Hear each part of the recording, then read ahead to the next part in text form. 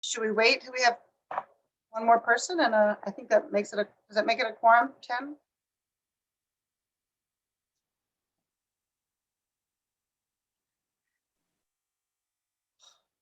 There's Dave. I think Dave makes it quorum, doesn't he? I think that's 9. How many members do we have? 20? Do we? I've lost track. Okay. Well, this is going to, if we come up with a resolution, it'll go to the board one way or the other. So, right. I think we can get started. So first, I want to welcome Samara Trilling as a new. She doesn't say co-chair, but she's one of our new co-chairs to the Economic Waterfront. She's community development, housing, economic, and waterfront. So we are now 4 co-chairs for finally for this esteemed committee. Tonight we have the Gowanus Neighborhood Coalition for Justice here to present their approach to the an oversight committee for the rezoning, which, as I believe everyone is aware, has been given the green light to go forward towards certification. So this is timely and important. It's an issue that Community Board 6 has been looking at for the last 2 years, and we're excited to hear what the GNCJ has to present to us, and also how we can be part of it. So I will hand it off to Andrea Parker, and I'll let you introduce people as they do their portions of the presentation. Great, thanks, Ariel. And just to, I'm here with our co-members, Lynn Newman from 350 DK, Ben Margolis from Southwest Brooklyn Industrial Development Corporation, S.J. Avery from Park Slope Civic Council, and Johnny Thornton from Arts Gowanus. And we have many more members, but those are the members that are here tonight. And I'm going to share my screen right now, and Lynn is going to kick us off. Great. Thanks, Andrea. So we're here today to discuss with you the possibility of joining together to propose during the ULURP process and advocate for an oversight body for zoning commitments. I think everybody's familiar with GNCJ, and we've put our first slide up to just remind you of what our top 3 demands for rezoning are. The first is upfront funding for the full capital needs of Wyckoff and Gowanus.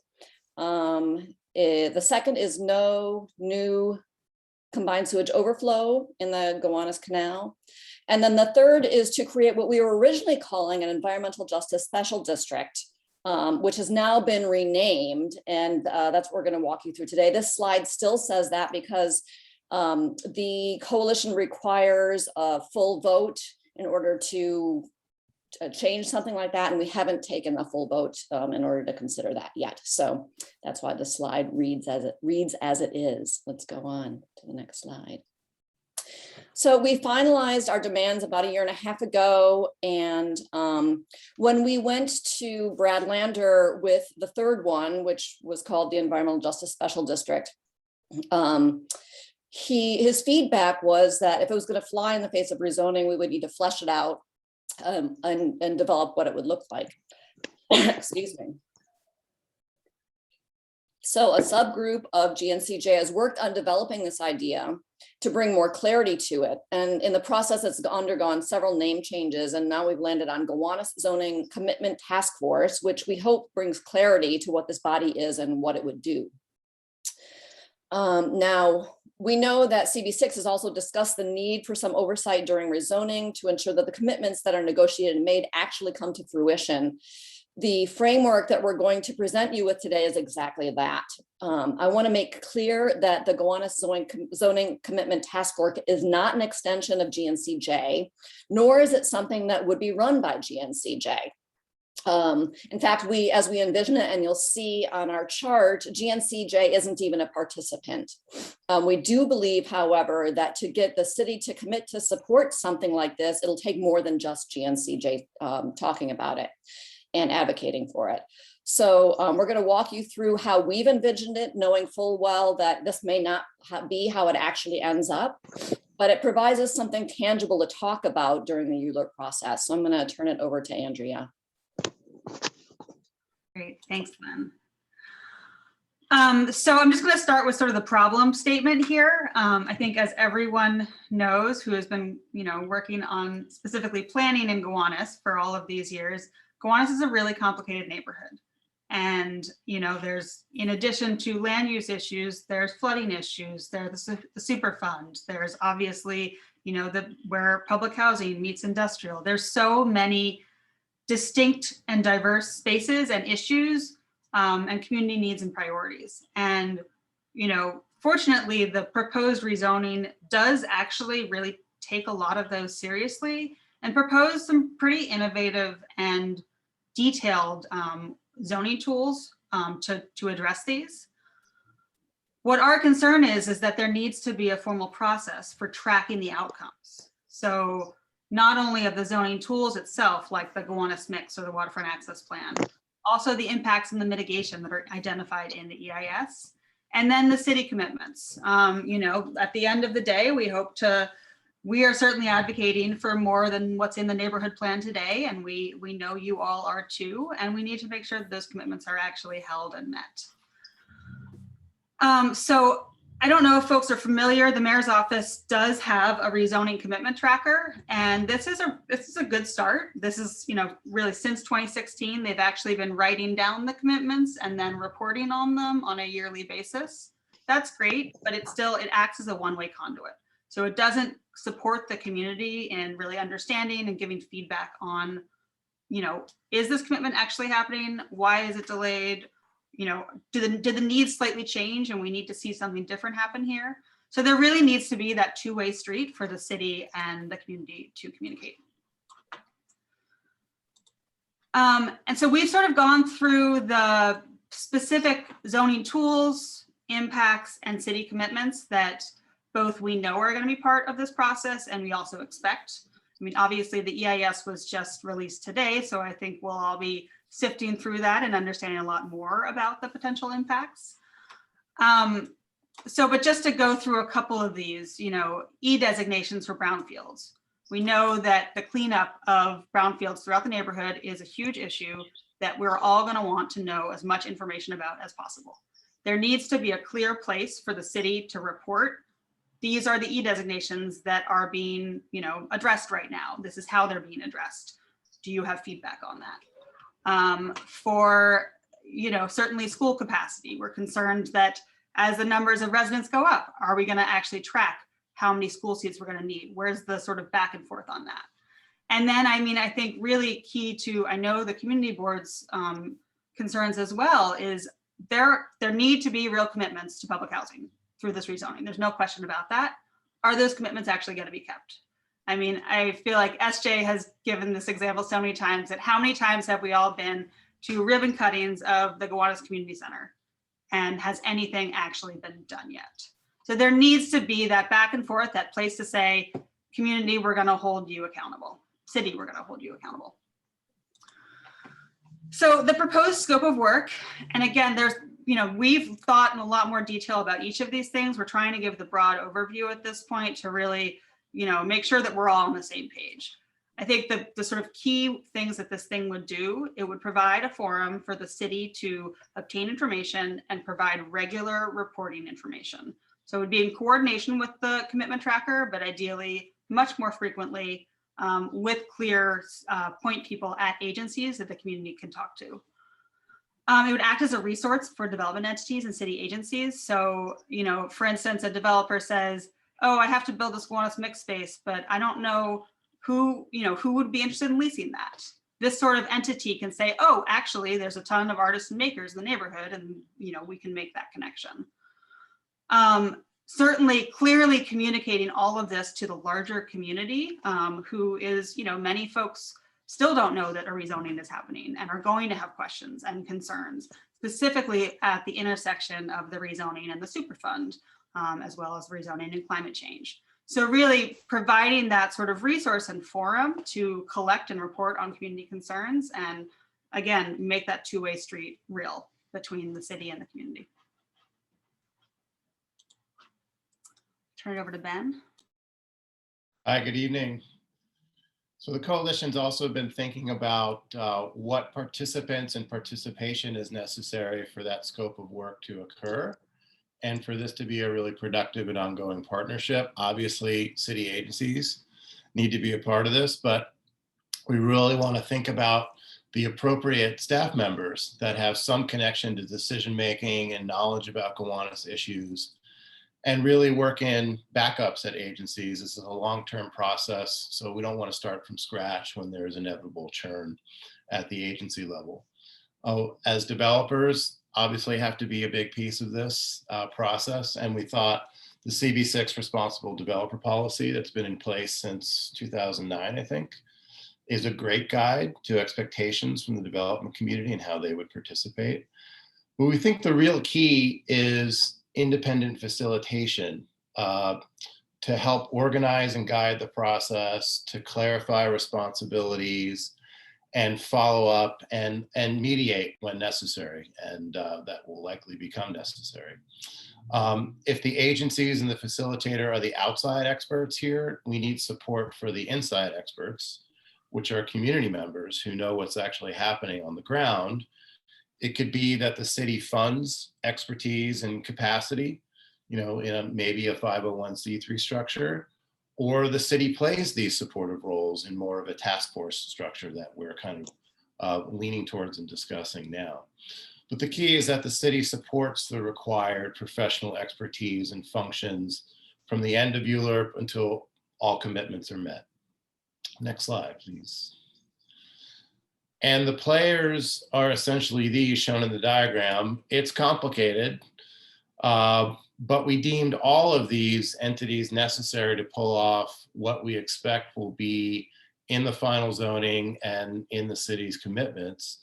These are broadly many different agencies, elected officials, members of the development community, and community members. And again, we should be clear that we don't envision this as a GNCJ project.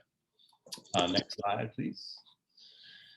And we just want to quickly show you some examples of local groups we've been looking at as models. The Sunset Park Task Force, SBIDC, is a member and a co-convener along with EDC, Economic Development Corporation.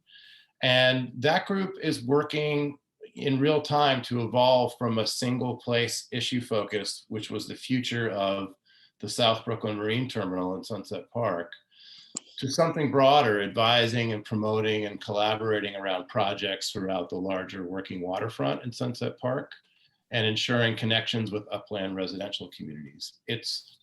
And we're currently revising our mission, scope, what we think about membership, and how members work with each other. So in real time, it's sort of a very local model that we're looking at closely. The CAG doesn't need a lot of elaboration here. It's an example of an influential body that tackles lots of complicated, wide-ranging issues. And the Long Island, the LICH Construction Task Force was formed to oversee the construction of the former LI College Hospital campus in Cobble Hill. It was organized by an elected official, Councilmember Lander, CB6, and a local neighborhood association, the Cobble Hill Association. And it allows for coordinated oversight of a large, complicated project. The task force meets regularly, I think monthly, and it provides a forum for the community to voice immediate issues and also to anticipate future issues together, which agencies elected then. And I think we're just going to finish up, and SJ is going to do that for us.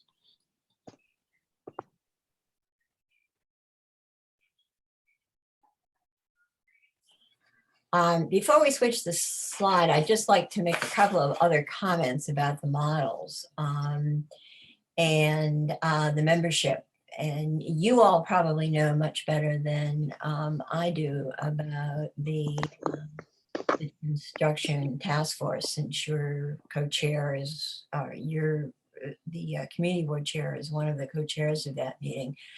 Interestingly enough, when you look at it, it has many, many, many elected officials on it. And then a couple of community organizations and the developer. The Superfund CAG is the largest CAG in the country, which is somewhat not surprising. And it's interesting that the CAG has their mandate is basically to provide a public forum for community members to present and discuss needs and concerns. It remains a kind of loose format. I mean, it's obviously been very lively in terms of the Gowanus, as those of us who have gone to those meetings can attest. But it relies on sort of public suasion. What I found really fascinating about the Sunset Park Task Force, which Ben could speak to more, is that it was formed as a point of agreement in approval of the model, an improvement of the Sunset Park zoning. And that's really important because getting the program that we're describing into the rezoning package is going to have to happen as a point of agreement. Those are all the little additions at the end of the, when you finally put your zoning package together after all of the meetings with the community board and public meetings and meetings with the local elected officials. Those points of agreement really tell you to some extent how the zoning is going to take place. So it's significant. And one of the things that I found really interesting, I just sort of went off on some research about these particular organizations, but it's located in the New York City EDC. And that organization noted in there when they were started doing that review of what they've done in the past and how they'll do things in the future, they noted that it was, quote, extremely welcome in terms of the functioning of the EDC and their whole overview of the Sunset Park portfolio. And now we'll get to the actual ask. Our position as GNCJ, it has been very strong on the zoning commitment task force. We've said that from the beginning. In fact, it's one of our key items. If we don't, if that's not in a point of agreement, we have said that we will not support the rezoning. Basically, we need your support because the idea of a comprehensive mechanism for oversight and coordination of the final Gowanus rezoning plan, it's a major priority for us. Our membership basically wants to remain involved in the evolution and the execution of the plan. And the lessons of what actually happens in a rezoning are not lost on us. And we can put up, East New York, or we can put up downtown Brooklyn as examples. We don't want to see that happen in Gowanus. As it was mentioned earlier in the introduction, we recognize that you have an interest in a similar kind of plan. And we're approaching you tonight as the first step in gaining support from the full board. And also seeing how we could work together to shape and reframe this idea, perhaps even so it could become a jointly supported idea. We have a strong, CNCJ has a strong reputation as a powerful advocate, but we recognize that key to moving any idea like this forward is the endorsement of the Community Board 6. So what we'd really like to move on to, from your perspective, is what sort of role does it make sense for CB6 to play? And what are your ideas about how we could make this happen? Okay.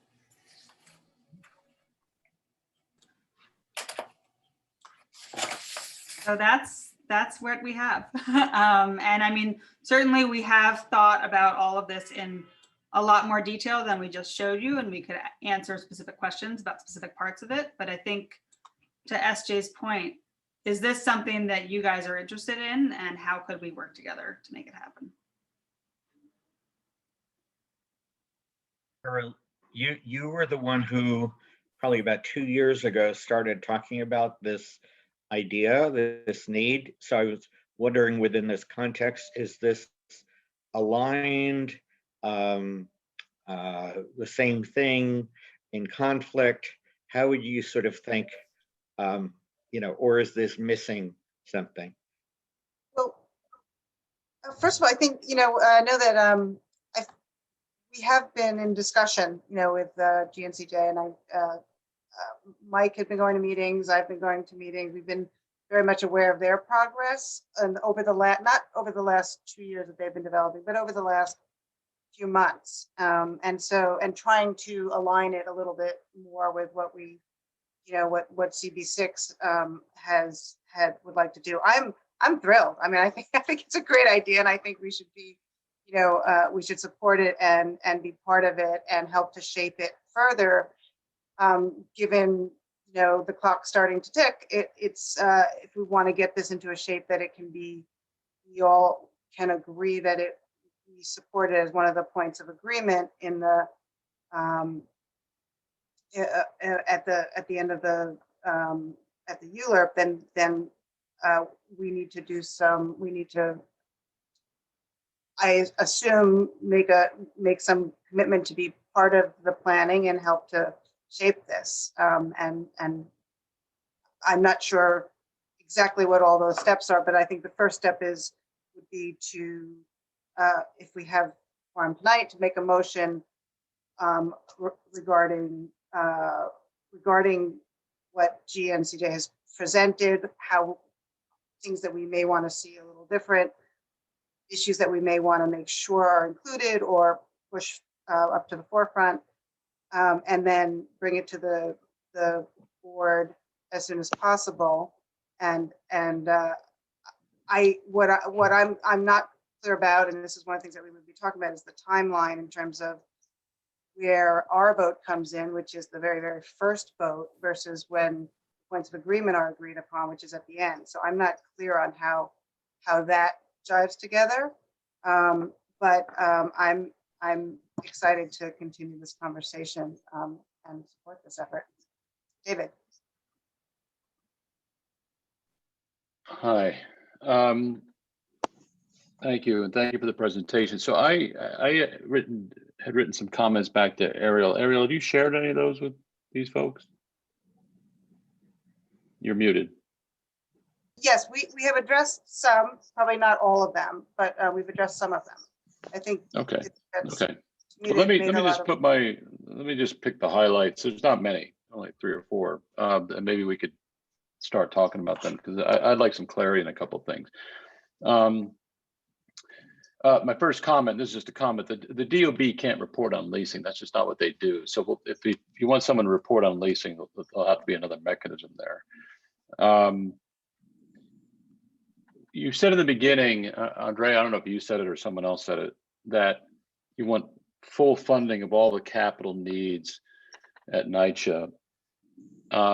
In informal conversations with Brad Lander in his office, I've heard various numbers thrown out, 50 million, 100 million, which, as I understand, is not full funding. If we go ahead and approve this, are you expecting us to support that full funding? Because I think the community board needs to be cognizant of that. That's question number 1. Question number 2 is, are we setting up a task force that tracks the zoning commitment points of agreement, or are we setting up a community advocacy group? I was a little unclear on the mission. And then my third comment or observation was that we have to be careful about giving too much or any control to the CBOs who receive city funding or private funding from Gowanus developers, because this could become a potential conflict of interest. And this came up, Andrea knows this, in our recent CAG committee meeting. So that's not really a question, that's just an observation. But I'd like to get some clarity on the other two questions I asked.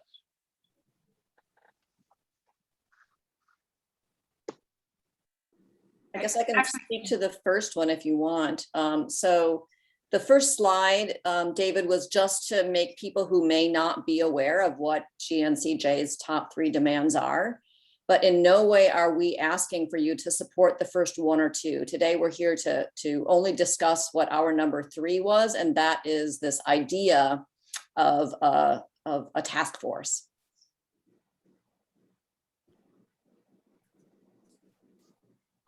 So if you're part of this group, let's just say Brad gets $50 million allocated to NYCHA capital funding as initial funding. I think we all acknowledge that's not enough. Are the members of GNCJ going to support that as part of this group? I guess So, I mean, that remains to be seen, and would be conversations that happen within the coalition. There are other mechanisms that we've been looking at, including the what Greg Russ's proposal is. And so how does that all get pieced together and through what mechanisms? You know, and it's not just for us to decide. Certainly public housing residents, you know, whether they would want any kind of conversion, that's up to them. That's not something that is up to us to decide. So we're listening to what public housing residents are wanting and what their preferences are. And I'm like any part of this, it'll probably come down to, you know, what's on the table and who and how that sits with public housing residents. Okay, and I just want to be clear, I'm not advocating a position that CB6 is supporting. This is just Dave talking, so. But I mean, I actually think that this question gets to both of your next questions about whether this is about overseeing points of agreement or advocacy. And I think through this, I think in the beginning of the process, we were thinking of it more as advocacy, but actually it's become clear that we've got lots of strong community organizations in the neighborhood. I don't think we need more advocacy, actually. What we need is a place to hold people accountable and to actually have some teeth to it. And that's another reason why we don't think this makes sense to locate in an existing CBO necessarily. Because, well, first of all, each CBO has their own, area of expertise and mission and vision, I think they're working on, but also I agree. I think there's a big possibility for potential or perceived conflicts. And I think it's really important that this thing feel extremely neutral and able to be accessed by the wider community.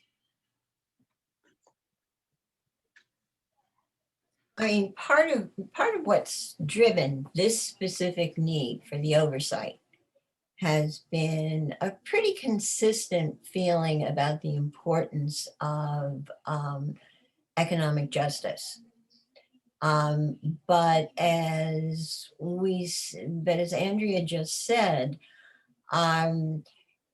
we were concerned at one point that people were seeing this idea as sort of a CNCJ court that would rule on everything that all the developers and the city agencies and everything else was doing. And we sort of stepped back and said, whoa, that's not where we are. We can't take that on. We've got a lot of fish to fry as this goes forward in terms of working with the allied organizations on a number of components of the final rezoning.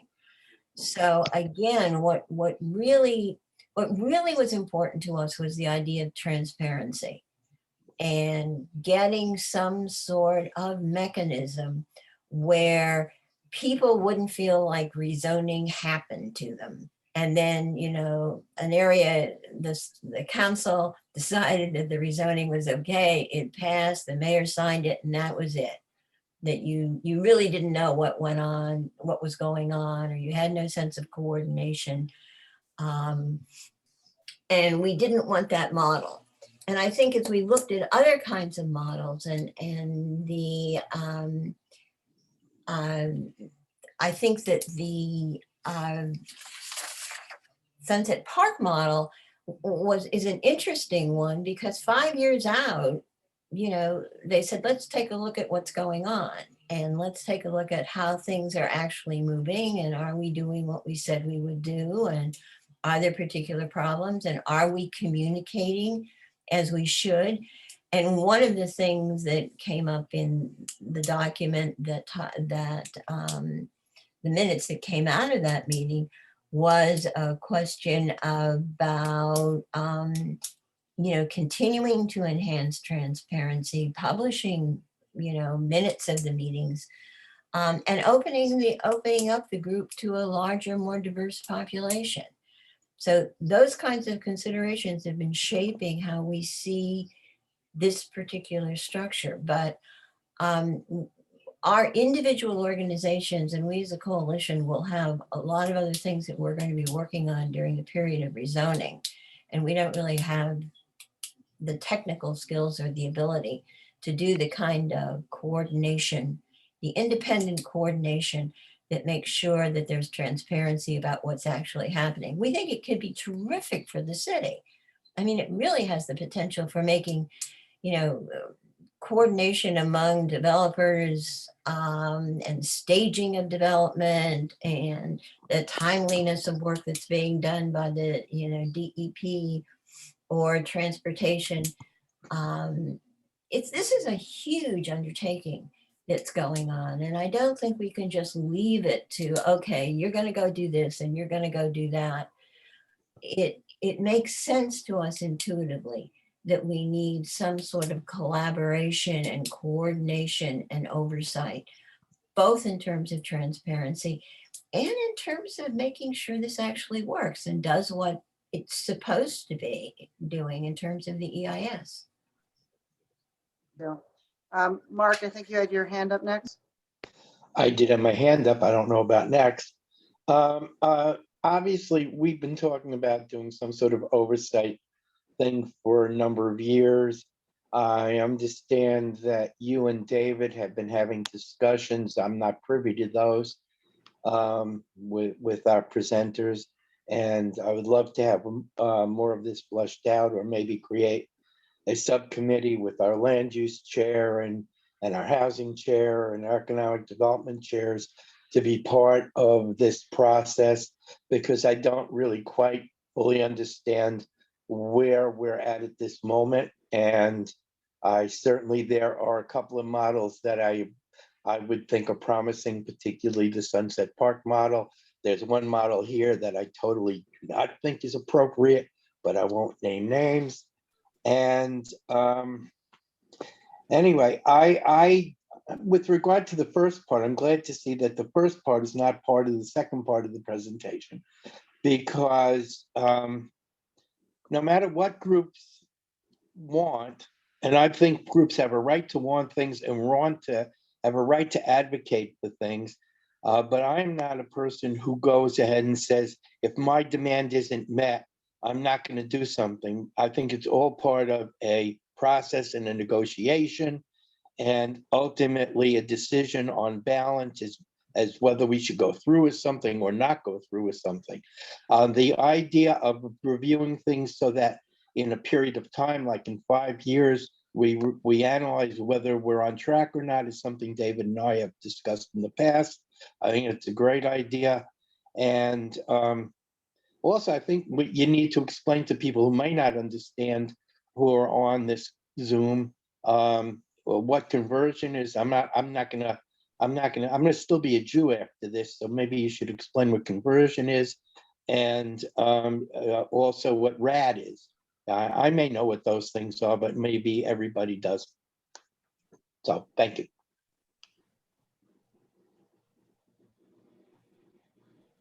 Alex? Thank you. Yeah, I mean, so I think it's been clarified since, the first thing I want to bring up has been clarified since I raised my virtual hand, which is that I took this proposal to be put aside what commitments are going to be made in the rezoning should it pass, whatever those commitments are. This would be a forum for tracking them and for facilitating discussion. Okay, so that's one thing. The concept of some convening to track, I think is a good idea. I'm convinced, maybe because I spent some time serving on the Lower Manhattan Construction Command Center in a prior job, and I saw how useful that was. And just on some basic coordination stuff, that it would just be wonderful to have that. Now, if I were to diagnose what's been successful about that model, it's really two things. One is that they had some money. And I think they got it based on 9/11 recovery funds. I'm not sure, but I think that's right. And the second is that they had significant political buy-in. There was Shelley Silver's representative at every single one of those meetings. And they made sure that if community concerns weren't being addressed, or if developers blew it off, didn't show up, that there were consequences of some kind. And so that, I think, is where the rubber hits the road with this proposal. And it sounds like there are many different ideas, and I don't want to put anyone on the spot, but I'd love to hear if there is a way that people are leaning, concretely, in terms of, would there be money? Would there be an institutional home for this? What their best idea is, because that to me is that's the real question, not so much the concept, but the sort of like skeleton of what it would actually look like. So I would say that one home that we have talked about that I think I would love to hear more from you guys about is it being in CB6 and or in Friends of CB6, because you do have the capacity to accept funds from the city, and you also have a quasi-governmental role. I think in order for that to work, I think there's clearly, you guys would need more capacity, and we would all need to work together to figure out how to ensure that representation was there. But that, I feel like that's one option that I think would make sense to talk about. I do think that creating a new 501c3 nonprofit organization is an option, but not one that I think anyone from our side is excited about pursuing at this point. I'm sorry to follow up, but could you just unpack that for a little bit? Like, why is that a bad idea operationally? Is it just like, well, it takes a lot to start an organization, to run it? Like, or what, walk me through that a little. I mean, as someone who runs an organization, I feel like there are so many concerns that you have to deal with in terms of staffing, in terms of funding, in terms of, a board, and you're having a mission and vision that is only about overseeing the zoning of the Gowanus neighborhood. It feels like unless there's a clear funding from the city that can really support that organization over 15 years, it's difficult to see that organization not morphing into other things. Whereas something like the community board, actually, like, your goal is to do this work. And I guess I don't want to speak for the coalition members here, because I know we also, certainly we're not set on this at all, but I do think that I guess I'm just concerned about an independent CBO being able to have the bandwidth to do it. In terms of where the funding for the task force would come from, I do think that before COVID, every rezoned neighborhood got a ton of city capital and expense commitments, and we should be asking for the same. Like, if they're going to rezone this area, they really need to invest in it. And this is a very clear commitment that the city can make, whether it's through providing their own staff or actually funding staff at, say, CB6. Thank you. Do any other of my coalition members have things to add? I know I just Might have I overstepped. guess we're also concerned about oversight and some regulatory muscle, and a 501c3 would not have that. That's something that's appealing about CV6, that exists within that structure already. And I think that that's going to be important in some situations and circumstances. Like anything around, in the ULURP, we also have a vision of like, it could be this many staff members and these many consultants. We didn't share that with you because it's a little bit intimidating when you're like, you're no way you're going to get that many staff people, So yeah, we kind of thought big, and then it's like, okay, it's going to be a negotiation. And then, if this amount of dollars isn't going to be put forward, then can this amount of time be put forward from your staff at certain agencies? And so it's going to be a puzzle piece of how it all fits together. Yeah. Well, it's not that many staff members. Don't scare them. No, but that's some feedback that we've had. It's like, that's unrealistic. And it's like, we don't believe it's unrealistic, but we don't want that to be a barrier to be like, nah, let's not even try. I think the only thing that we really talked about, and that there's pretty firm agreement, is that one of the roles is a convener. And we're very clear that needs to be someone who's independent. That really, this is not going to be successful if that individual, and it may be somebody who's a consultant or whatever, is perceived as biased in terms of a political affiliation or an organizational affiliation. And there are people around who do that kinds of thing and are available for that sort of thing. But that's sort of the only place we've really looked at. We're talking about 3 or so positions, maybe not all of them are full-time, but we have fleshed that out. We're trying to stay out of the weeds in this particular presentation. But your concerns about community organizations is one that we're aware of and that we share. We don't want to do it as we're not an independent organization, but we don't want to do it as a coalition.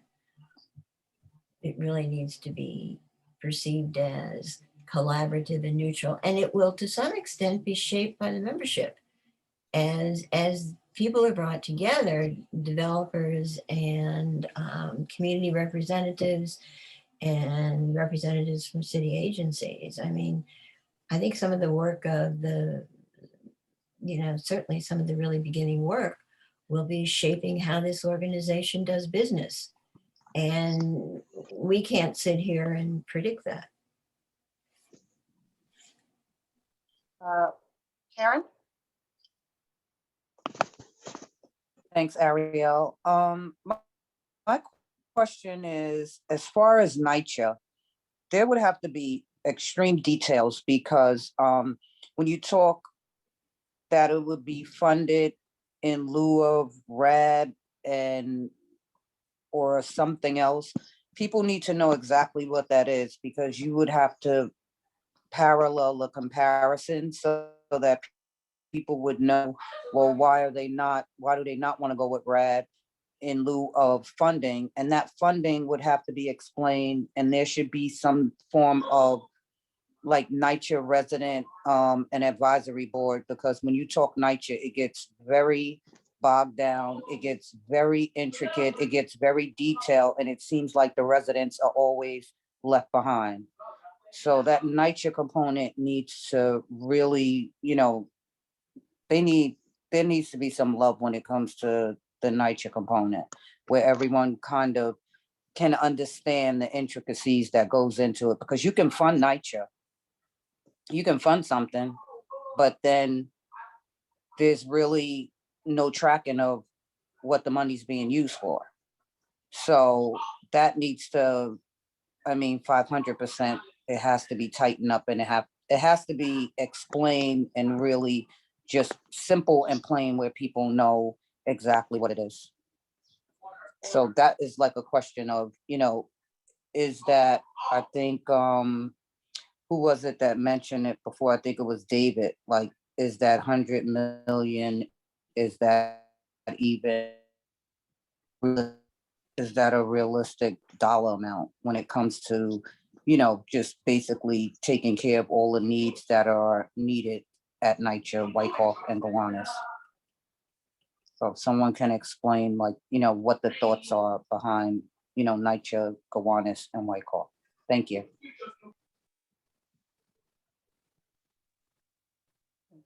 Does anyone want to respond? Yeah, I mean, can I think that's take a- that. And I mean, certainly I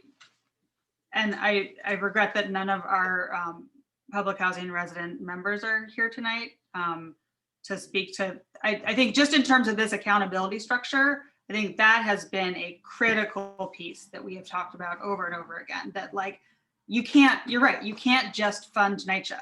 The money goes into the ether. And so that's why if we see actual funding, we need to track it. We need to know where that money is. We need to know when it's going to be allocated, and we need to know, who's going to be overseeing the construction. Are they hiring Section 3? Like all of these pieces need to be accounted for. And I think one of the strengths that we see from this, from mixing an oversight body that's looking at both public housing repairs at the same time as combined sewage overflow is that it's that sort of power of working together and like putting all of our soft power in the same boat to say, we all care about these issues and we're all going to see them through. So certainly the sort of oversight and accountability for NYCHA funding, I completely hear you 100%. On the sort of the specific numbers and for capital repairs, I mean, I know that the tenant associations have been talking to the city and talking to the council members about how best to kind of get better feedback from the larger community about what repairs are needed and how to prioritize them. And certainly whether something like RAD, which is essentially a private developer taking on some of the responsibility, whether that would be applicable. And I think that that's something that clearly the tenants need to be able to weigh in on and need to be able to really own the decision on. And I mean, at this point, the coalition is, we're standing back to support, really where the tenant associations take that conversation.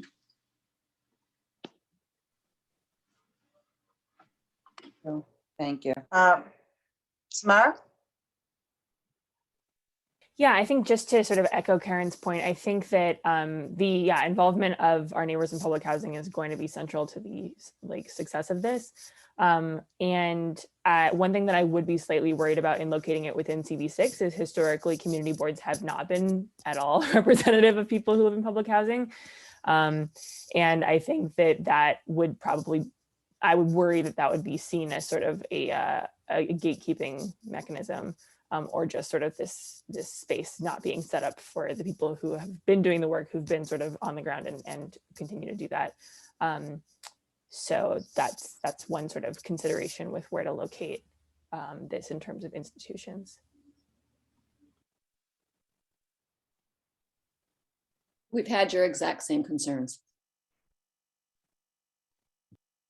But at some point, the community board, it would be a strength, because you have on our board right now, we have 2 TA presidents who are on our board, which is Joanne Brown and Francis Brown. So I think that brings a lot of power with the community board.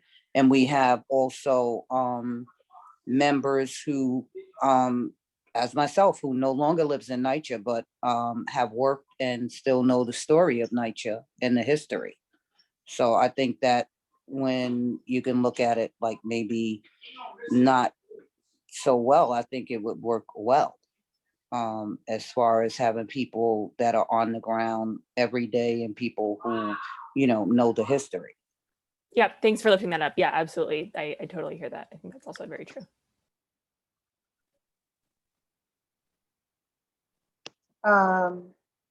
Mark, you're up again. Yeah. As someone who's no longer the chair of the land use committee, I have no resentment of the fact that people think we haven't taken enough account in NYCHA, even though I wrote all the letters primarily with regard to this city planning that primarily focus on NYCHA. But, since I'm no longer chair, it doesn't really matter whether it's located in CB6 or located somewhere else. What matters is that there is accountability, and that accountability is done by whatever entity ends up doing it. And my main concern here is not that, but my main concern here is that the presentation decided not to get in the weeds, and that's great. But we need to get into the weeds rather quickly with regard to this, because ULURP is a 7-month process. And now we've been put into a position where CB6 really only is going to have, I assume now, one public hearing with another community board, rather than our being able to fast track a number of meetings that actually are considered part of the ULURP process.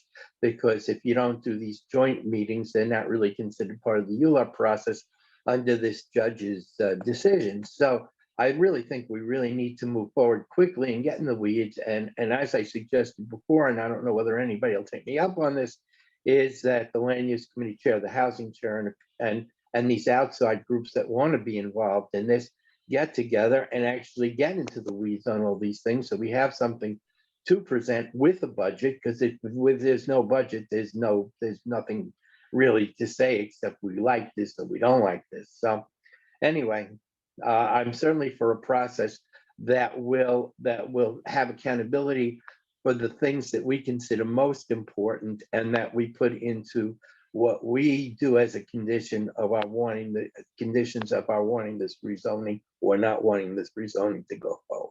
Thank you.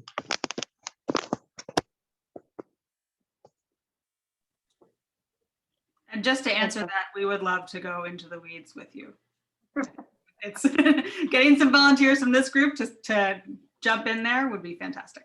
Just as a little backup, I mean, we had hoped to have this presentation a month ago. We're trying very hard to get there. We those of us who have been talking about this, at least I feel that it's important, if we're going to be a strong part of this, to be part of developing the weeds and not to have it a fully formed entity come to us. So that's one of the I think I agree with Mark that we need to move quickly and make this subcommittee and figure that out if there is the will upon the community board to do this. So, SJ? Yeah, I think, with respect to the whole weeds question, I mean, you just summed that up pretty well. Because there are times when we've wandered in the weeds for a long time. But our approach for this meeting, and I guess I want to go back to that, is that we wanted to be clear about the concept, because we were concerned that the idea that we were putting forth specifically on this issue of oversight, not on, NYCHA or the CSOs even, but on this condition of oversight. We were concerned that it was being perceived as a governing board or some sort of extension of our own advocacy efforts. And what that first step has been intended to do is to really be as clear as we can about what the focus is, and to get your response from the focus. And if the response is generally positive, sure, doing a smaller group to get to play with detail, to push out details is terrific. Your board, better than we do. So the question is, what makes the most reasonable kind of next step? Rebecca, you have your real hand up. And for some reason, I don't have the little icon, so human hand. At risk of being a little redundant, are there any tidbits of details, any small weeds that we can get into during this meeting? I just don't know if we're passing a motion today, I'm not totally sure what the contents of that motion would be. What are the very specific asks that you're asking? And do you have any sense of the amount of budget, human capital, everything else that's required to make what you're proposing a reality through our board? I'd like to know the budget. Good question.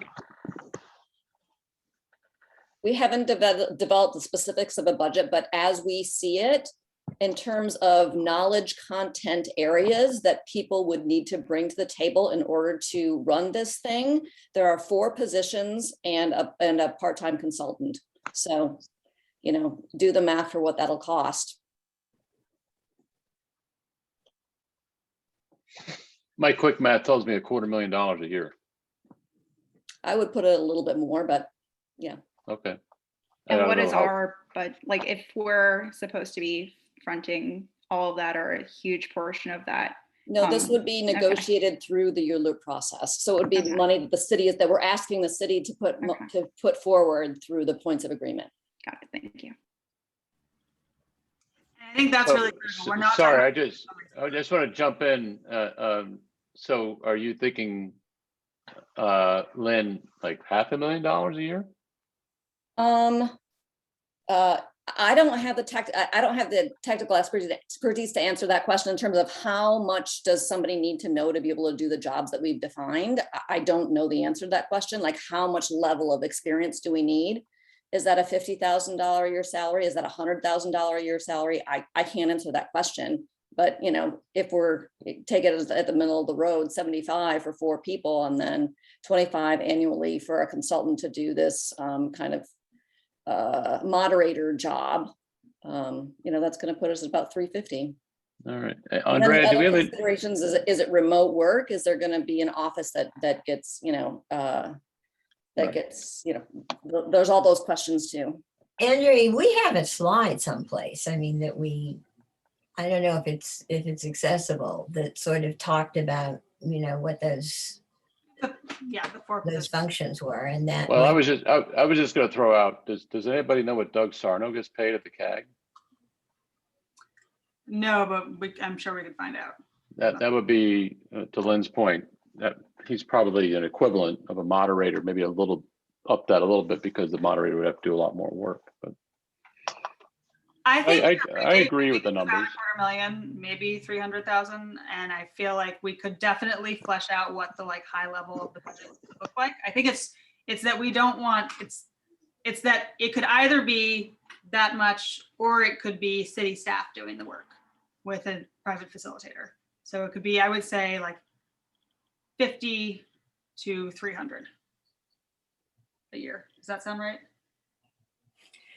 Yeah, we that's a place where we can really dance around in the weeds, because a lot of us have really strong feelings about, you know, going one of those ways. But If the model is Sunset Park Task Force, which is not an entity, it's a membership organization.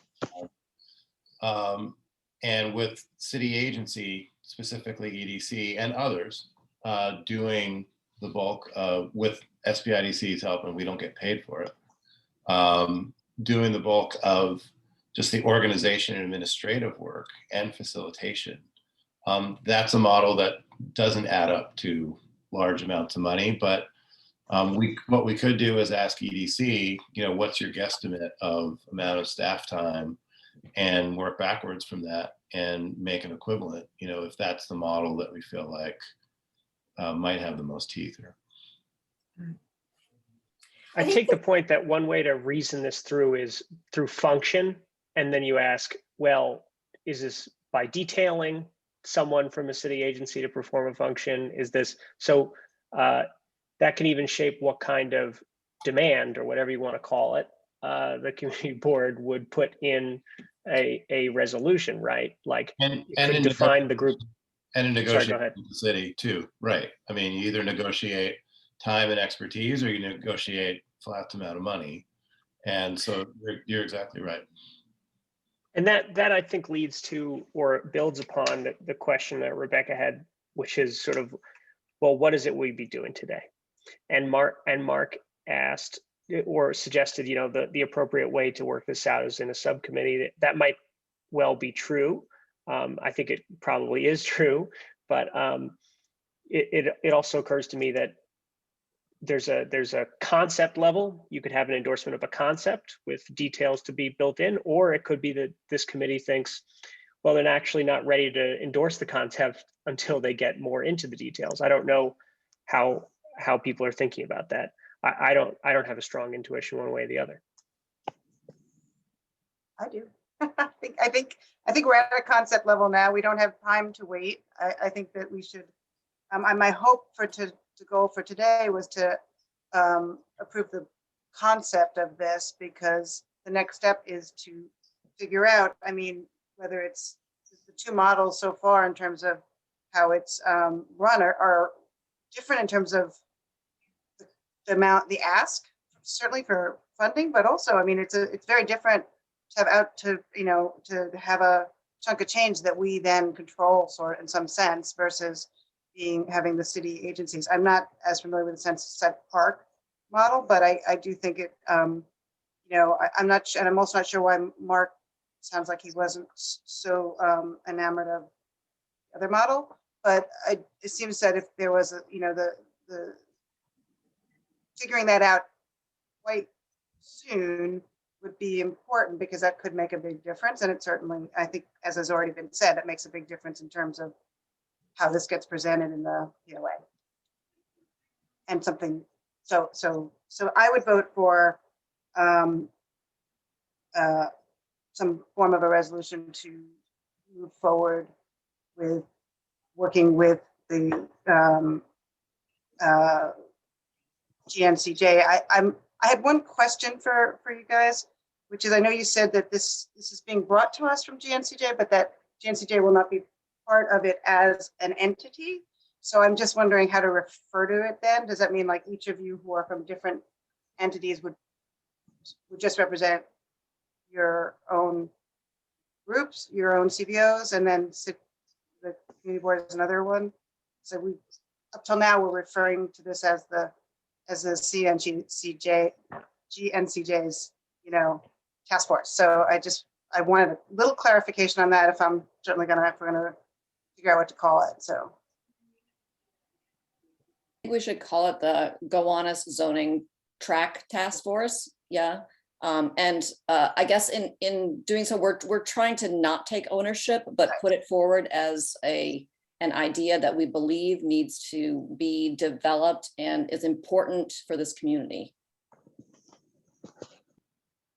And it's also hard for a coalition to have a seat on a committee, because we represent so many different people. And so, I mean, that or groups with different priorities, and we've been hammering out shared priorities for 3 years, and it's been actually terrifically educational. But I think that there are commitments of our individual organizations around these many of the topics, and I could see individual organizations applying for membership or floating in and out. But as there's not going to be, we're not mandating a GNCJ seat. Rebecca? Yeah, I think I would just then want a little bit of clarification on who exactly we would be partnering with. Like, are the four of you who've taken the time to present today, like the official heads of your organization coming together to create this task force? And are there additional people outside of the four who have come to present today that should also be considered? Yeah, GNCJ as an organization is supporting this idea. I was just talking about who would be on the the task force that we wouldn't be on, as I wouldn't see us being on as a member. But yes, GNCJ has been talking about this and has a lot of strong support from a variety, from people who are concerned about the CSOs, from people who are concerned about what's happening with NYCHA, with people who are concerned about what's going to happen in terms of the historic district, who want to see some sort of oversight. So when it's presented, yes, with GNCJ as an organization, because we've been doing a lot of advocating,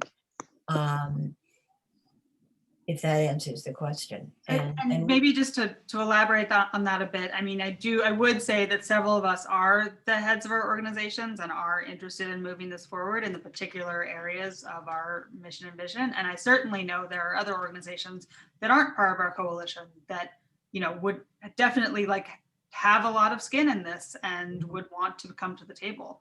specifically, we don't have a transit representation on the coalition. I think that's a really important piece of this. So I would say that yes, the NCJ has been moving this ball forward to date, but I think if this is really going to move forward past this, we need to get more folks involved and folks that can really be, visionary and thoughtful about how this moves forward. Mark, I'm just going to let Dave, do you want to voice any of you? I know you put some things in the chat there. I don't know if you want to make a statement on any of them. Well, I was trying to sort of chime in around the margins with respect to what everybody else is talking about. But yeah, no, so there's already officials like the borough president who can sort of house this data that some, other organizations can like collect this research and as we all define it. And then, I just think it just simplifies the process versus, trying to create like a whole organization that then is going to fight for, the ability to, and that becomes, sort of complicated because competing entities start to get involved. And so I just thought our borough president has the capacity to sort of be the umbrella under which each particular community board's data is housed and go forth for that. In our case, it would be important to have this data with somebody who is already on board with the plans. I think that's going to be a little confusing because it looks like everyone's moving parts at the moment. We're going to have 41 new city council people. Every office is basically up for grabs. So anything that has been out there, you'll have to re-explain over and over again because there's going to be so much, so many new. Yeah. Yeah. No, I think of it as an opportunity though to sure collect. Definitely. Yeah. But as far as a time frame, it moves things way ahead because then that's another factor. When you start new, then at this point is you have to get people up to speed. So yeah, that's where I was going with that. I mean, one of the things that I was considering before was, folks that don't necessarily live in NYCHA, but are actively looking for work, I've found, there's some data out there that show that they go on to construction sites or whatever, and they end up not being able to hire because the unions come in with their folks and they're not necessarily. So there's just a lot of little things like that. But again, that's getting into the weeds that I don't want to get into here. It's just little details like that. But all that is under consideration here. So anyway, yeah. And maybe just to your first point, I mean, I totally agree with Karen. I think just like the huge change that we're going to see in our elected officials in the next year. I mean, that's just one change. This whole rezoning is looking out 15 years, 20 years, 30 years into the future. We're going to have so many administrations through that time. What's going to remain is the community, right? Yeah. And I feel like figuring out a way to embed this oversight in the actual community as opposed to locating it in an elected official's office. And I mean, when we brought this idea to Brad Lander, he said the same thing. He said, yeah, I could host this, but who knows if my successor wants to host this. I see. On the other hand, though, I'm not. Perhaps you could comment on whether, the fact that he is supportive of it, and if this all occurs within our time frame, which it looks like it might now, it could be. It would be in terms of. I don't know if that gives any of the political weight that someone mentioned is very important. That this would be part of the negotiation to an approved dealer. Mark? Yeah, I think we should have a motion that supports the creation of a Gowanus Canal tracking task force. Beyond that concept, I do think we do have to move quickly towards deciding what that really means. And as I said, certainly I'd be happy to have people from the community board who have shown a commitment to an effective rezoning be on that task force. Certainly people who are committed to making this work should be on that task force. And I'm happy to support such a motion that we have a task force.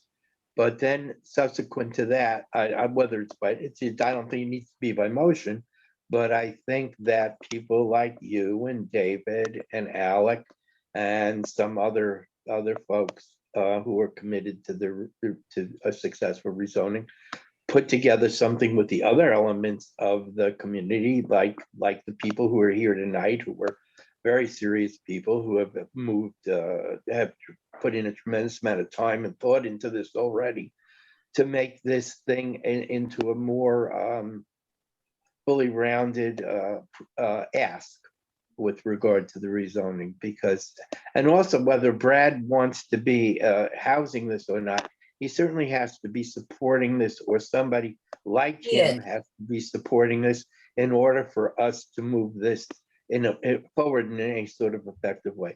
I mean, we are concerned community volunteers, and we care deeply about many things, but we were not elected to do anything. We were appointed to do stuff, or we're self-appointed to do stuff. So we do need public officials to be behind this as well. So anyway, so I do support the concept of a motion in which we support a tracking mechanism, and I'll wait for somebody to make that motion and second it, and then I'll vote for it. Mark, just so you know, Brad supports it, and we had a forum with the candidates running for District 36 and 33 and 39, and they all supported it as well. They were very excited by this idea. So we could expect that we'll have support from the incoming councilman in both districts. I would have suspected that as well. And I think one thing that might help, Rebecca, just with clarity to your question, that we're kind of talking about two things here, like throughout the ULURP, I'm going to call it negotiation, is that and particularly in these first 2 months where it's under the purview of Community Board 6, we would be working, like this group of GNCJ would be working with whomever at Community Board 6 to flush out the idea a little bit more. So it's a little bit more concrete than what we presented today. We have some of that work done, but those are only our ideas. And then once ULURP is over, if this is a supported idea, it would be a completely different group of people. So there might be some crossover, right? But the people that are thinking about what this is going to look like may not be the same people that are actually sitting on that body that is then tracking and monitoring the rezoning. Thank you. That's clarifying. Yeah. Hi, just in terms of supporting the concept, I think what's going to be key is structure, systems, and teeth, right? And there are a number of ways to get there that I think can be fleshed out in this next step. But I think that the costs of not doing anything are huge, right? What if there is no entity that somehow tracks and enforces, even if it's not an enforcement sort of function? Without that, we're screwed. Then there's no steering, there's no oversight, there's no ability to ensure or at least influence to achieve the objectives that the community, broadly speaking, wants. So it's sort of, for me, kind of a no-brainer as to needing this. And it's a question then of what this is and how it's operationalized.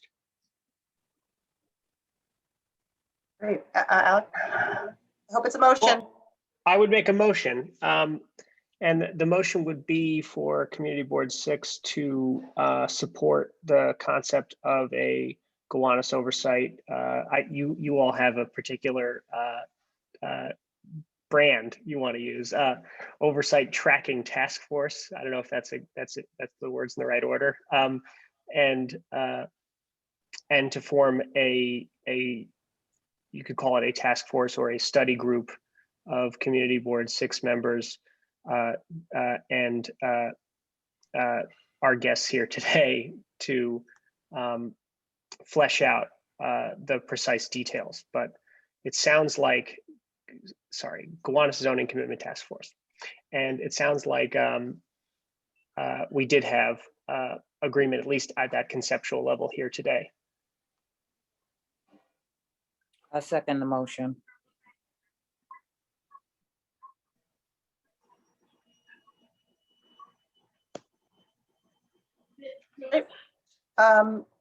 Okay, so then we now have to figure out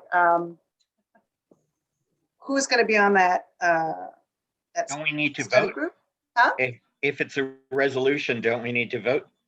Yeah, we need to either have discussion on Ariel or we need to vote. Okay, I wasn't sure if we wanted to, how much more, if that's enough for the resolution, that's fine. I would, then is there any discussion?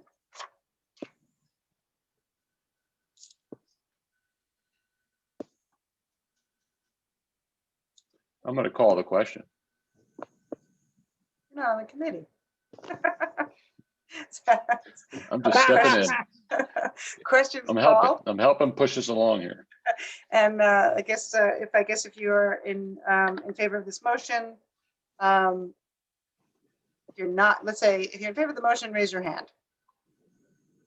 If we're in favor,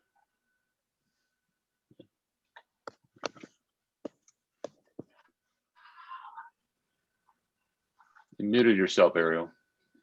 Is this just for both committees? Are we doing this as a joint committee with the land use? Fine with me. One, two.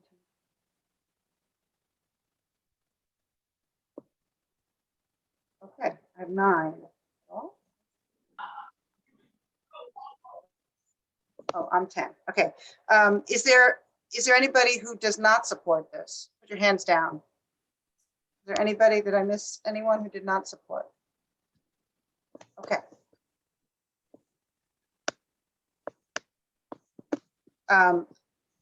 Then can I now I'm not sure if we want to if anyone has the stamina to determine the next step tonight, but I'd like to, because as we've already said multiple times, there isn't a lot of time. We should move forward. I'm happy to be part of that study group from CB6, but I would like to make it, available to whoever else is interested to be part of that. Yeah, I actually think, Ariel, that I'm sure there are a number of people who are on the call who want to be part of it, but I think you and David and Alec should be in contact with Peter and Mike and together create something that is workable to deal with not only our guests today, but broaden it out if we can in this short time with anybody else who's already put thought into this to create a workable. I'm happy to do that. And